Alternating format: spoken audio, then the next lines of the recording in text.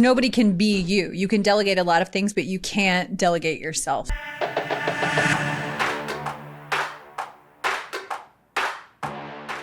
In today's episode, Courtney and I sit down with Matt Dietz and we jam out. We talk about everything from what it was like starting from scratch as an agency owner, what he would do differently if he had to start it all over again, the importance of more lines in the water equal more business, relationships, developing centers of influences, and so much more. With that being said, let's start the show. Hey, welcome to the Insurance Buzz. We are your host, Michael and Courtney Weaver, and we have a special guest with us today, Matt Dietz. Matt, how are you? What's up, Michael and Courtney Weaver? Thanks for inviting me on your show. I'm stoked to talk with you today. Absolutely. We are so pumped. So Matt has 3 podcasts, so we were hyping it up before we got started. So this is going to be like Podcasters Unite in the insurance space. Just a master class coming your way. It is. Hell yeah. Get your pen and paper out. It's time to take notes. All right, Matt. So let's just get right into it. You've been an agency owner now for 18 years. So, and you own and operate tons of other small businesses. So I want to go into, because I always get asked this question. So I would love to know your take on this. If you were to start your insurance agency all over today in 2023, what would you do differently than maybe when you started in 18 years ago? I'm not going to do the quick math on that, but yeah, that's a good question. What would I do differently? You know, my path, I don't have any regrets sitting here today looking at you guys. Like, I think the way I've grown my business and the mistakes that I've made and the lessons I've learned have all been vital, you know, to my success. I had to go through, you know, we all have to make our mistakes. I probably would have hired someone before. I would have hired quicker. You know, I think that's something that we're told early, but budget is a concern. I started from scratch. I wasn't making any money until I sold my first policy, which was my own car. You know, I made $38 when I sold my first policy, and that wasn't quite enough to hire my first employee. But I probably would have hired somebody sooner, you know, to try and accelerate growth faster. But it's a leap of faith. You know, you've got to have money in the bank and you've got to be able to pay them. And I take employing people very seriously. And so that's probably one thing I would have done a little bit sooner, is bring someone on board. And I wouldn't have, knowing what I know now, it wouldn't have been full time. You know, we can't afford a 40-hour per week person. I couldn't have. But someone to maybe help me find leads, generate leads. Because I didn't have a whole lot of service work either. That's the one thing as a new agency owner. No one's calling you. No one's calling you to make a payment. No one's calling you for a certificate. No one's calling. You've got just green lights in front of you to market and sell. And so I would have probably tried to find ways to accelerate that path a little quicker. So we understand that life. We also went scratch to where the phone's not ringing and you're having to drum up business. And that's probably the number one question we get asked. So I'm going to ask you that question. When you first started, how were you bringing in business? Yeah, that's a great question. That's one I get Great asked. question, Courtney. Yeah. How do you do it? So here's something that I was taught early. I had a kind of a mentor early in my career, and he said, "Matt, do you fish?" And I said, "No." He goes, "Well, do you know how fishing works?" I was like, "Yes." He said, "Okay, marketing is like fishing. All right. So if you're sitting in a boat and you cast one line in the water, you're going to catch 1 fish an hour. Okay. If you cast 5 lines in the water, you're going to catch 5 fish an hour." He goes, "The lines in the water equate to marketing systems. Okay. So you want to build 5 marketing systems that are each going to drive you whatever, 10 policies a month, 20 policies a month, or whatever. So you want to identify 5 marketing systems." And I added this part because this is important. There are dozens of ways to market, but if you can build 5 marketing systems that you enjoy and that you're good at, you're on your way to being successful. Okay. So then what's the follow-up question? Well, what are the marketing systems that you use? What are the 5? Let's go. What do you build, right? So that's what I asked him. Like, what do you do next? And so he said, "Look, mortgage brokers are kind of the top of the pyramid for us when it comes to referrals. You want to become a referral-based business. Okay. So start meeting mortgage brokers, get get them sending you leads, and that's a whole nother conversation on how to do that, but you want to do that. And then from there, I tried dozens of different things. Some of them failed and some of them didn't. Doing drawings, and I was putting up fish bowls in neighboring restaurants for, giving away free lunches. Then you go in every week, you meet the owner, you draw a free lunch, and you walk out of there with 20 leads, something like that. What else was I doing? I mean, internet leads were something that I tried, early in the day. That can absolutely be a line in the water. Mm-hmm. Your natural market is something that we all have to do. That burns, that burns fast and bright, for like a week. You got to work your natural market. Referrals, asking for referrals. But I found myself getting involved in marketing groups. I really built my business with drinking a lot of coffee with a lot of people on the ground, building relationships. That's really where I learned I had my strength. So I joined a B&I group early, learned a lot there. I found myself in rooms full of people, all trying to help each other out. Chamber events, small business groups, young business. What was the name of that? Like young business groups. Mm-hmm. Just being around people and then learning how to have the conversation and asking for people's business. That's the skill I think a lot of agents aren't taught, or even like how to have how to ask for business. It's the one thing that people really should learn quicker, how to ask for people aren't asking for business. We open up our businesses, we put a sign on the door, we have a phone number, we have an email. But my first job description I gave myself was to make my phone ring. Nobody knew what I did. And so you got to get out there and tell people what you do and ask for people's business. So that's what I did. And so I love this. How do you ask for business? Because you've put the reps in. And I think that that's a really, if you're getting new, even if you're not new into networking, that can be uncomfortable of like, when do I pitch? How do I ask? How do I not seem too eager? Like, what is that? How many coffee dates do I have to actually have before I start pitching? So I'm curious to what your take is on that. Yeah, great question. So let's see. Early in my career, when I was going to these, chamber events and everybody's milling around and people are passing out their cards, like I got to give out 100 business cards or whatever. I learned that didn't work. Like no one's going to call me for insurance off of a business card. So what I learned was engage in one-on-one conversations. I set goals. Every time I went into an appointment, a meeting like this, I'd set goals. I'm like, I'm not going to leave this meeting until I have 5 people that have agreed to a quote from me. And that was important to give me some measurable metrics to follow. Okay. So I'm not going to leave here until I have 5 people that said, yes, Matt, give me a quote. So how do you do that? I'd engage in one-on-one conversations that I'd make it all about them. What do you do? How long have you been doing it? What have you done that's helped you build your business? So I would make the entire conversation about them is ask questions, ask questions, ask questions. The one thing that I would ask if I was being, I guess, quote unquote, aggressive, if early in my career and I wanted to get a quote from someone, I would say, hey, who's your insurance agent? Who's your current agent? Depending on how they responded would dictate my next question. So if they said, it's my brother, he's my agent, I know I'm not going to get this guy's business, so you finish your conversation, you gracefully exit and you go to the next one. If they go, you know what? I don't know who my agent is. It was my dad's agent, like I'm just with them. I'm like, cool. Do you know who they are? No. Do you know what your coverages are like? No. Is there any reason I couldn't give you a proposal and see if I could help you out? And I like it phrased that way. Is there any reason I can't give you a proposal?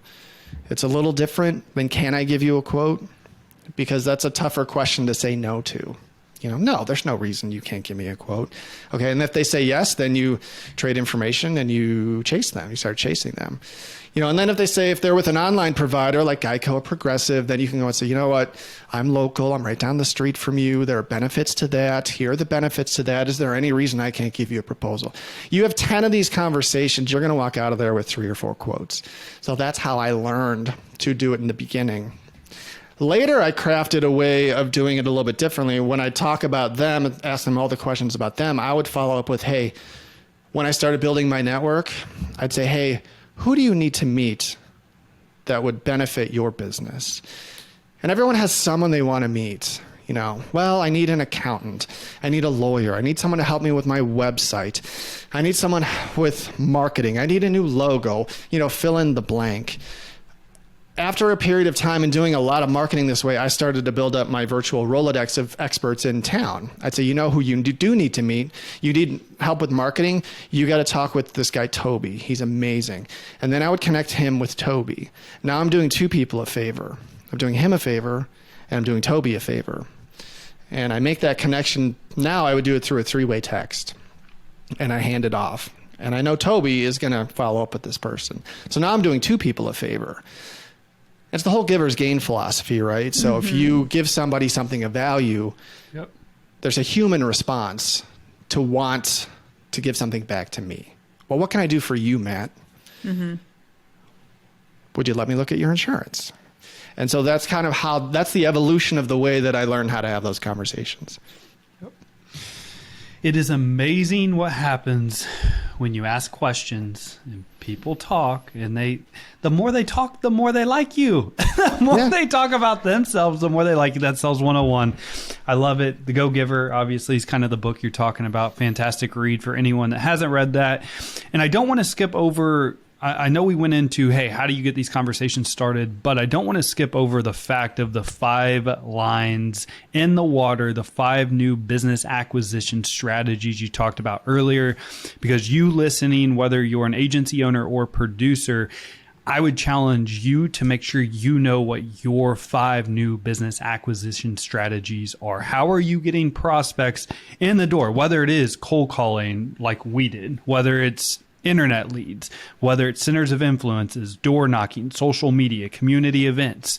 What's your Google online presence look like? BNI groups, referrals. What are you doing? Some of them are going to have an immediate impact. Some of them are going to have a larger long-term processes impact. But what are you doing to not only generate business today, but also 5 years from now, 10 years from now, to where you are a referral-based business like you are, Matt? Yeah, I kind of segment that. I think there are 2 kinds of marketing, and I've broken it down into short-term and long-term marketing. Short-term marketing is like, what are you doing to write business today? And I came up with kind of a goofy way to explain short-term marketing. I said, hey, short-term marketing is like if you had to write 20 policies let's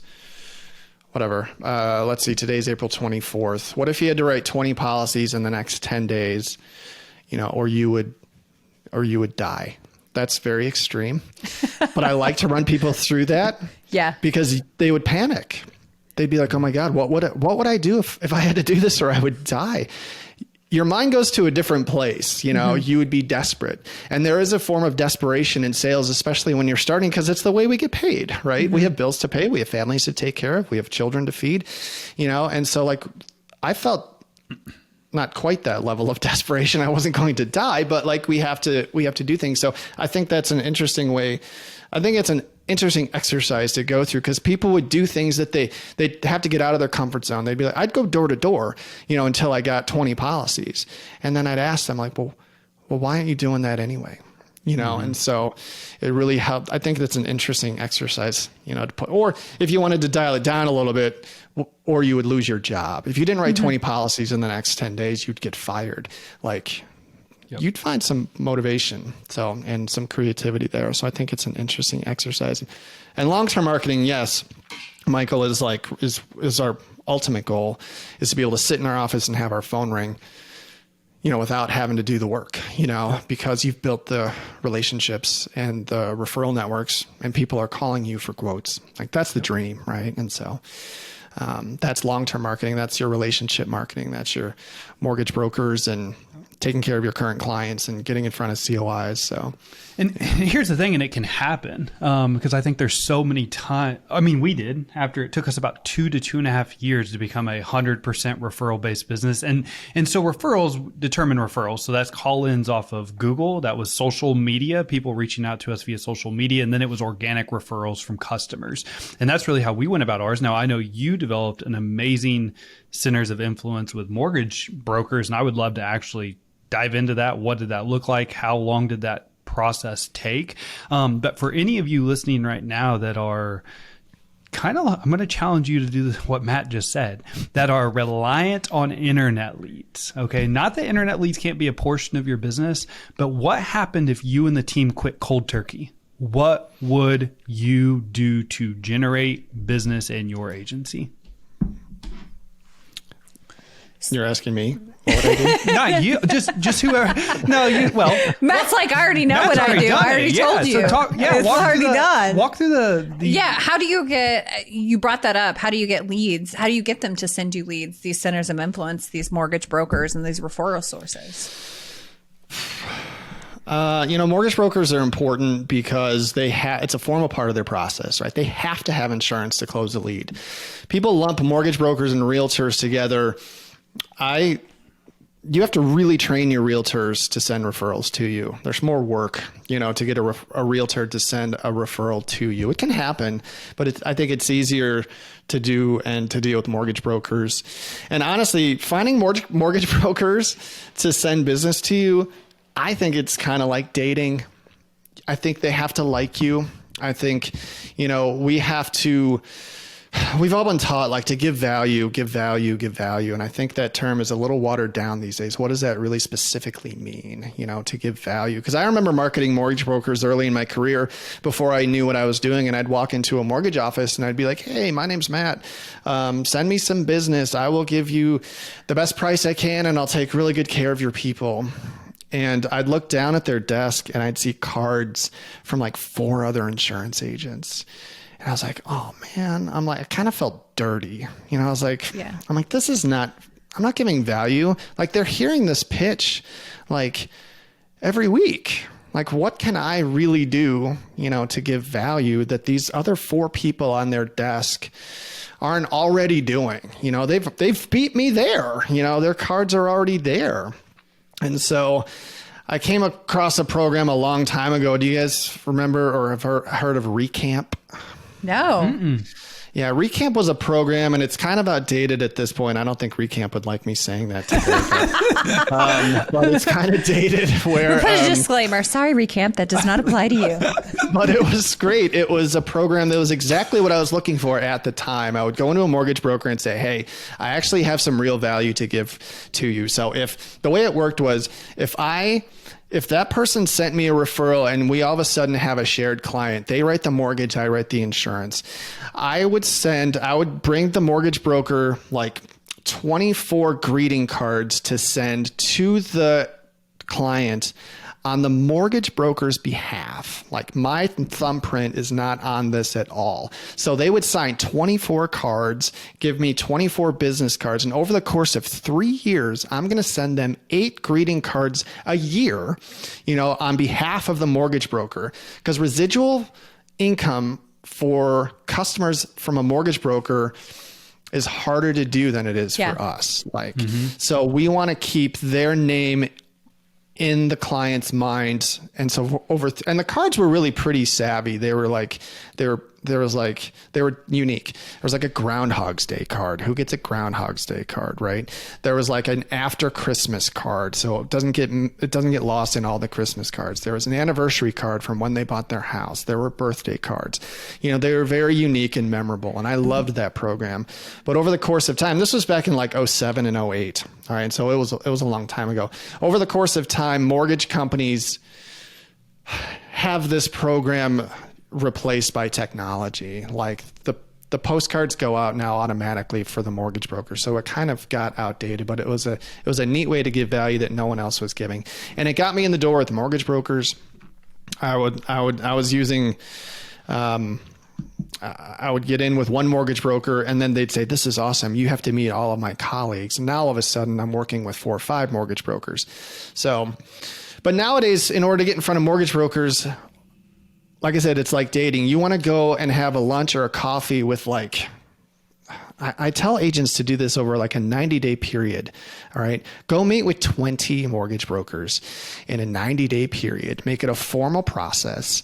All right. And just go meet with them, find out. And again, ask them questions. Like we talked about earlier, how long have you been? Make it all about them, all about them, all about them. You're really looking for someone that you kind of just vibe with, that you can get along with, that you want to help each other out. And then towards the end of the conversation, you can give your pitch. Say, hey, look, this is what I can do for you. And I always like the line, just give me a try. I know you may have someone, but just give me a try and let me show you what I can do. And they'll give you a try. And then when you get that first referral, like you roll out the red carpet for everybody, right? You take really good care of the clients, of course. You communicate with the mortgage broker through the process and you get the job done. You know what I mean? And I always like to put a time frame on how quick I can get a binder back. I'm like, I'll get you a binder back within an hour. Like, I'm not going to hold up your process ever. Okay. And then you do when when your fax machine, we don't use faxes anymore,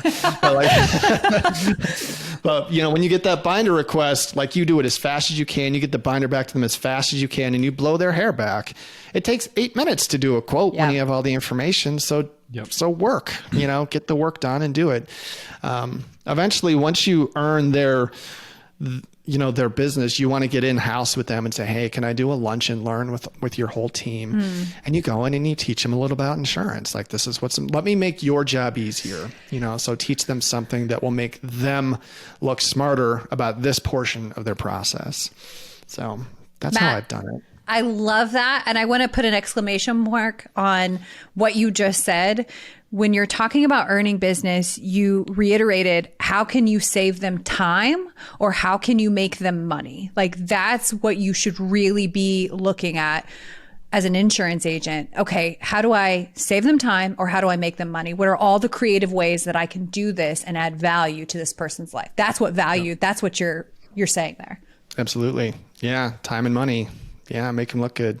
And I always like said, I just want to be a formal part of your team. Like, you kind of want to pour concrete over it and make it like, let's formalize this thing. I don't want to be someone you think of in the event of an emergency or because your primary person, isn't getting you what you need. Like, I want to be a part of your team. That's kind of the way I did it. And then, so that's the way it's worked really well for me that way. They're great referrals. These are the referrals that you close 70-80% of the time, and that's what we're looking for. So how did you go? Because I love the fact that you're not just teaming up from the sounds of it with any mortgage lender. Okay. You got to make sure you align. You're going out on a lot of coffee dates, lunch dates. And I assume multiple occurrences of these dates to get to know each other. But what are some questions that you're asking mortgage lenders to even figure out how much business? Because look, there's a lot of people out there that are talkers, and there's fewer doers. Okay, and so I want to align with a doer more than a talker. Like, how are you actually vetting the mortgage loan broker to figure out, is this a relationship that I want to have as an insurance professional? And more, obviously the personal relationship has to align, but how about from a business standpoint? Oh, that's a good question. I like to do some pre-vetting, I guess, or maybe vetting is pre-research anyway, but I'm usually looking on LinkedIn. I'd like to see how long they've been a broker, see how often they've changed companies. I think that's a good indicator to look at. When I was first starting, I was actually seeking newer mortgage brokers to align with because I was new and they were new. Now we've got something in common, right? Ideally, you're both hungry to grow your business. You're both working harder to get in front of people. And it's easier to align with somebody when you have something in common. I'm always seeking some form of commonality whenever I'm talking with anybody, because there's some trust that gets built just by being like, oh, you have a kid too, or, oh, do you like to play golf? What kind of movies do you like? What kind of music do you like? What do you do, when you're not working? And if you can find some commonalities there, all of a sudden the gates start coming down and you can start having more organic, natural conversations because you like the same things. That's why I like to equate it to dating. You know what I mean? So in the beginning, I was looking for newer mortgage brokers because they probably don't have somebody they're referring to for insurance. If they just started, they haven't made that connection yet, and you can be that connection. As far as determining, how much volume they're doing, I think that's kind of a crapshoot, to be honest with you. You will know based on how often they send you a referral, so it's hard to tell what kind of volume they're doing until you actually see if they're going to be sending you business or not. Yep. You know? Yeah. Yep. So, yeah. I love that you related this to dating. I'm going to tell you a story, Matt, that you probably don't know. So Michael and I, before we went on our first date, I prepared like I was going to a network event. I did some research, and at this time it was Facebook, the old Book of Face. And I found out that he loved the movie Avatar. And so when we went on our first date, he's like, tell me what kind of movies you like. I'm like, great. I love that you asked this question. I love Avatar. So glad that you brought it up. But I think the same thing is true when you're going to these events or you're meeting somebody for coffee or for lunch. Do a little creeping. Like, make sure that you do your research so you know that you're even a good fit before you get there. Because I think, to Michael's point and to your point, Matt, too, that we're so hungry for business that we don't put value on what we have to offer too. So we have to look at it like, is this a good fit for me as well? So, and your time. Yeah. I mean, time is the most important thing that we all have, period. Yeah. So are you taking the time to even see if the person that you're supposed to have coffee with, if you're even going to align and like each other on an individual level? I mean, scrap the professional side of things. Can I give you an example of something that happened recently that I think is pertinent to what we're talking about? Yes. That's a hell yes. We get marketed to too, right? Like, insurance agents have people rolling into our offices all the time. Okay. You know, glass guys, restoration guys, people want to sell us this, people want to sell us that, people want us to refer to them. I had a guy come in my office a couple weeks ago, and he wanted something from me. Like, I could tell he had that walk, you know, he came in unannounced and here he is, you know, and I was like, all right, what can I do for you? You know, he was like, and he was holding a magazine. He goes, I just started a magazine here in town and I'm looking to spotlight, you know, certain companies. And I know exactly where this is going. And, you know, he wants me to advertise in his magazine. Like, this is what he wants me to do. I know it. Like, I've had this conversation before. I know where he's going. And I was like, look, I'm going to stop you right here. I said, I know where you're going with this. I tried this a while ago. I'm like, this unfortunately is not the kind of marketing that I like to do. This is passive marketing. You know, nobody's going to buy insurance from a guy who's advertising in a local magazine. Like, I appreciate what you're doing. I know it's hard to walk into businesses like this and ask for business this way. It's tough. I go, but I still want to help you out. So, but when he was in here, I saw what he was doing. He was scanning my office, and I've got some golf stuff in here. I've got this stuff on my wall. And he goes, so do you like to golf? And I've got books on the wall. He's like, have you read all these books? And he started doing what I would have normally done. So like, he was a seasoned vet. Like, he knew what he was doing. What ended up happening was I actually invited him back into my office because I wanted to connect him with some people in town. Because I know a lot of networkers in town who are really connected. I said, look, I'm going to get you in front of some people that are going to help you out. So I connected him with some great marketers in town. And he ran a business in California, a successful business many years ago. I actually invited him on one of my podcasts, and I interviewed him on my podcast, and I'm giving him all of this value, you know? So now we've created this hour-long piece of content talking about him. I've connected him with people in town. Nothing has happened yet, but like, he will refer to me when he can. I know it. And odds are I'm going to be his insurance agent at some point in time. I have the luxury right now of being patient, but I'm going to stay connected with him, and he's going to become a client of mine, or he's going to become a referral source of mine. I know it. I've given him so much value out of the gate. And now we're kind of friends, and it just happened because he rolled into my office. So that's the way I like to take care of those things now. Heck yes. Well, what you put into the world, you get right back out of it, brother. So Yeah. I love that. So I took your line. That's usually what you say. I love that. We now share a brain. You can steal it. No big deal. Oh my gosh. Okay. So you brought up the podcast before we got started. You have multiple businesses. You have multiple podcasts. You have two very busy teenagers and a wife who's also an entrepreneur. My question is, when are you sleeping? I need to know, like, what does your schedule look like? How are you balancing everything? Yeah, because most entrepreneurs do have a lot of things going on. So I'd love to hear what your day or week looks like. Yeah. So let's see. Gosh, I have become really good at delegating. It's become something that's been really, I've learned over the years of how important it is. So much of the way I wanted to build my business as an insurance agency owner, I've learned that delegation is my superpower. All I want to do in my agency is market and sell. Like, that's it. That's all I want to do. I don't service. I don't answer my phones. Okay. And every email I get, I forward to someone on my team.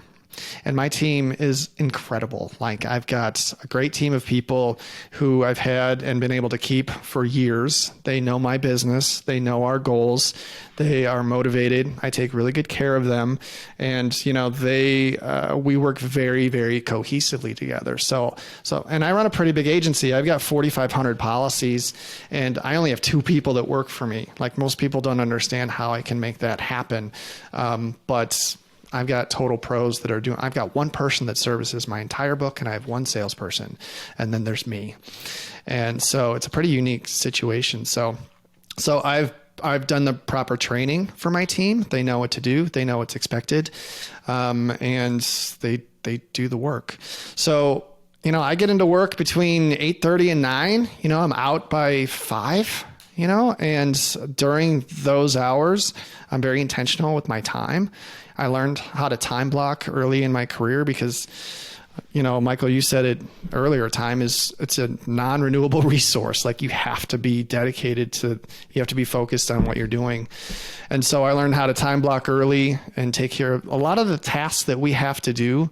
Like, I write down everything I have to do when I get in the office. Here are the 10 things I have to do. And I look at those things and I'll block off like maybe an hour, and I can do usually all of them in an hour. A lot of times it's a follow-up email, it's a phone call, it's a text. These things can take like 1 minute to do, and so a lot of times I can knock out, my most vital things in like a half an hour and then move on, to the next thing. So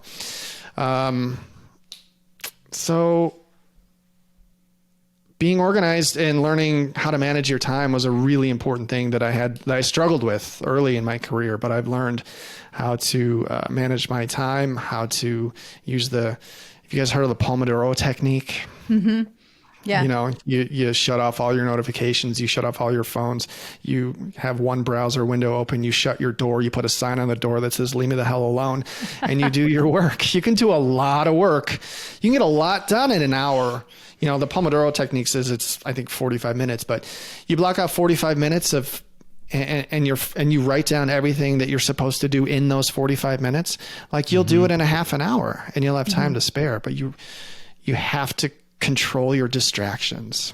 Yep. Uninterrupted time, controlling the distractions. One thing that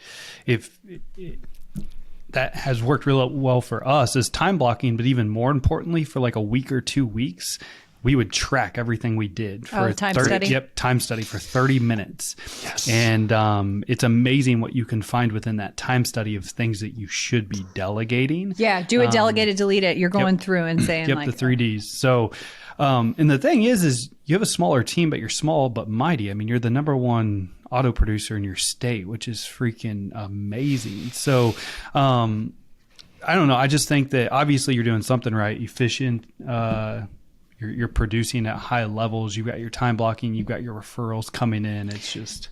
I'm curious though, because delegation for me, I have really struggled with that. And I talk to a lot of business owners that are in the same spot of, well, I can do it better. I can do it faster. I can do it quicker, that control. Were you like that? Or were you always one that was like, yep, I'm going to delegate right away? I wanted to know how to do everything right. So I did everything myself. I didn't have an employee for 2 years. So let's be clear. Like, I did everything myself. I did all of my service, all of my quoting. I was the one running to the bank. I was the one doing all of my marketing, all of my sales, I was answering the phone. I was doing everything, I did my own payroll. I bought QuickBooks. I was doing my own taxes. Like, I did everything by myself.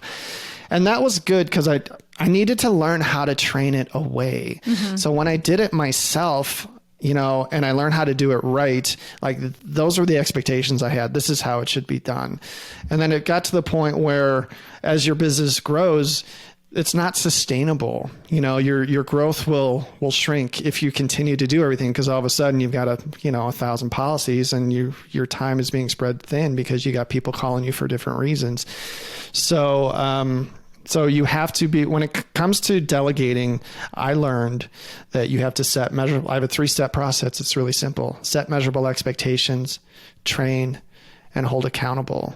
Like, that's it. There are other subcategories that have to happen in each of those, but those are the things that have to happen. You have to train them, and you have to hold them accountable when they do it wrong. So I micromanage the hell out of my team in the beginning. I'm with them on every phone call, every email, every text is a training opportunity, and you just go through. You stay with them for weeks until they know how to do it, and then the leash slowly gets longer and longer and longer. And now I don't even have to come in if I don't want to, and my business will run fine. I still do, but I don't have to, right now. So you show up and they're like, "What are you doing here?" Yeah. So you're 2 years in. I want to go back to this, because is there a moment where you're like, I have to start delegating? And then what did you delegate first? Yeah, that's a good question. Well, I wasn't a growth. I wanted to continue to grow, and I wanted to grow faster, And so the first thing that I guess, so I'll tell you a story. I had a mentor, and I watched him run his operation for a day, and I learned so much. And so what he would do is he would go out and get somebody to quote. All right. So he's like, all right, I'm going to go quote this person. He would collect all the information for the quote, name, birthday, address, whatever you needed. He would come back and he would drop it on his assistant's desk. Catherine, here's a new proposal. Work it up. She was trained to she'd work up the proposal exactly how she was trained to do by him. She would put it back on his desk and say, hey, you're meeting with the Smiths Thursday at noon with a full proposal. She set the appointment, and he was going to go sell it. He would go to the Smiths. He would do what he did. He'd sell it. He'd come back with payment, drop it back on Catherine's desk, and say, all right, convert it. And he was done. Okay. So all he did was get the okay to do the quote, collected 6 pieces of information. He went and made the sale, and then she did everything else. Now, she got to call the Smiths and say, hey, thank you so much for your business. My name is Catherine. I am your new liaison with the agency. If you need anything, you call me. So now they're calling Catherine instead of him. And so he's removed himself from the service work. They're getting a warm welcome. They've met Catherine, who's going to take care of them. And that's all he did. And I was like, damn, that is so smart. Yeah. And so that's what I started doing. I taught them how to quote. I taught them how to convert so that I could accelerate, and I could go out and do what I do best, which is market and sell. So yep. I think that's incredible, because nobody can be you. You can delegate a lot of things, but you can't delegate yourself. So everything you've said so far, if you are listening to this right now and you're doing your own payroll, you're doing your taxes, these are all things that you need to delegate today. By delegating, it frees up your time to be more productive and, more importantly, focus on the things you enjoy. But if you're trying to grow a business, sales cures all. So how can you sell if you're doing all this stuff yourself? So Matt, this has been fantastic. If anybody wanted to follow you, connect with you, support you, what's the best way to do this? Yeah, thank you. I appreciate that. Gosh, I'm all over the place. So I'm very active on LinkedIn. I'm a Matt Dietz. Please, I do 2 insurance-based podcasts. One is called Simply Explaining Insurance. It's all about our product that we sell. All my episodes are very short. They're 5 to 10 minutes. They're very specific about one thing that's in our product. I do another one called Agency Launch, which is about running an agency. So it's about marketing, sales, staffing, and retention. Again, very short, 5 to 10 minutes. There are hundreds of episodes of both of those out there. They're on Apple and Spotify or wherever you listen to podcasts. I also have a texting community, and I'll give you guys something for free. I have an asset that I hand out. It's part of my program. 15 ways to write 20 policies this week. And so if you send a text to this number, 208 213-8809, and you just write 20 policies, you'll get my free asset right to you. So, and then that texting community, I'm always sending out tips and tricks and advice and things about how to be efficient as an agency owner and stuff like that. So those are some good ways to connect with me. Heck yeah. No, you do obviously we connected via LinkedIn. You do a fantastic job. So Matt, thank you so much. This has been great. I love this conversation, Matt. Thank you for continuing to show up and put value out into the insurance space and into the world. I'm so excited to continue to follow along and see what you and your amazing family are doing. I love it. Oh, well, thank you. It's always a pleasure to meet fellow podcasters like yourselves. I appreciate what you guys are doing out there. I think if we can help each other grow, I don't see other insurance agents as competition. I'd rather help you out. You know what I mean? Yeah, so exactly. I appreciate what you guys are doing. This is amazing. I appreciate the invite, and this has been outstanding. Absolutely. Well, thank you so much again, Matt. And for those of you listening, thank you so much for your support. As always, time is the most valuable and important asset that we all have. We appreciate you spending time with us. Go out and make it great.